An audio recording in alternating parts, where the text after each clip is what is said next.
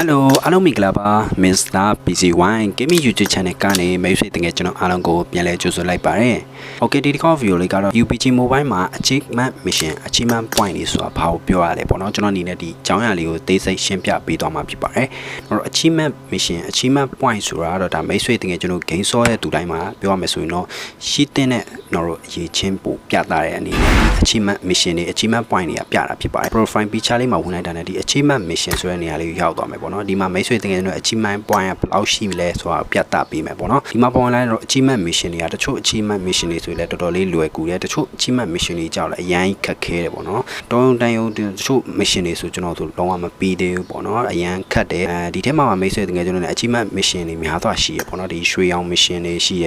ပြီးကျွန်တော်တခြားသောတော့ Hidden Mission တွေပြီးကျွန်တော် Future Mission တွေအပြင်ပြီးမိတ်ဆွေတကယ်ကျွန်တော် Gun Mission တွေရှိမယ်တခြားသော Mission တွေလည်းရှိရဒါတော့ကျွန်တော်တို့ Skin နဲ့ပတ်သက်တဲ့Achievement Mission တွေရှိမယ်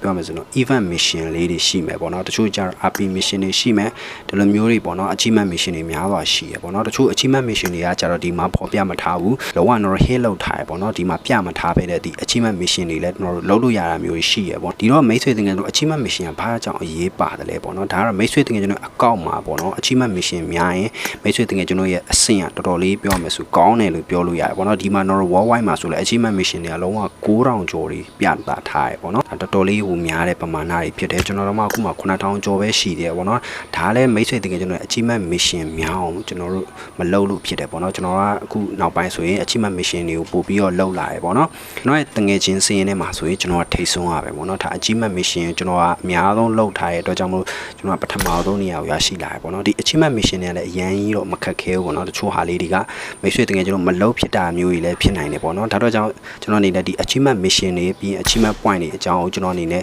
ရှင်းပြပေးရဖြစ်ပါတယ်မိတ်ဆွေတကယ်ကျွန်တော်လည်းဒီ Achievement Mission လေးတွေကိုလုပ်ချင်တယ်မိတ်ဆွေတကယ်ကျွန်တော် Achievement Point တွေများချင်တယ်ကျွန်တော်ရဲ့ channel ကနေပြီးတော့ Achievement Mission တွေလုံးဝအသေးစိတ်ကိုကျွန်တော်အနေနဲ့တင်ပေးသွားမှာဖြစ်ပါတယ်ဒါကြောင့်မို့လို့ကျွန်တော်ရဲ့ဒီ YouTube channel လေးကိုလည်းမိတ်ဆွေတကယ်ကျွန်တော် like နဲ့ subscribe လေးပြုလုပ်ထားဖို့ကျွန်တော်အနေနဲ့မြစ်တာရက်ခံပါတယ်မိတ်ဆွေတကယ်ကျွန်တော်ရဲ့ Achievement Point တွေကများလာတဲ့နဲ့တပြိုင်နက်တည်းမိတ်ဆွေတကယ်ကျွန်တော်ရဲ့တငယ်ချင်းတွေမိတ်ဆွေ point တွေကပိုများသွားတဲ့ခါမျိုးကြရင်မိတ်ဆွေတငယ်ချင်းတို့ရဲ့ level တွေကမြင့်လာတယ်လို့ခံစားရလိမ့်မယ်ပေါ့နော်ဒီကောင် KD ပရီလို့မဟုတ်ဘူး KD ကတော့ season ကုန်တာနဲ့ KD ကြားတာတွေအဲ့လိုမျိုးတက်တာရှိပေါ့နော်ဒီကောင်ကျတော့ Achievement Point ပုံဒီပဲဆိုတော့မိတ်ဆွေတကယ်ကျွန်တော်အကောက်ရဲ့ level ကတော်တော်လေးမြင့်သွားမယ်ဟုတ်ကဲ့ပါဒါဆိုရင်တော့မိတ်ဆွေတကယ်ကျွန်တော် Achievement Mission တွေပြီးပြီလားမပြီးဘူးဆိုတော့ကျွန်တော် video ပုံမှန်မှာပြောချနိုင်ပါတယ်ဟုတ်ကဲ့ပါဒီ video လေးကတော့ဒီလောက်ပါပဲเนาะနောက် video မှာပြန်တွေ့ကြမယ်ကဲအားလုံးပဲ bye bye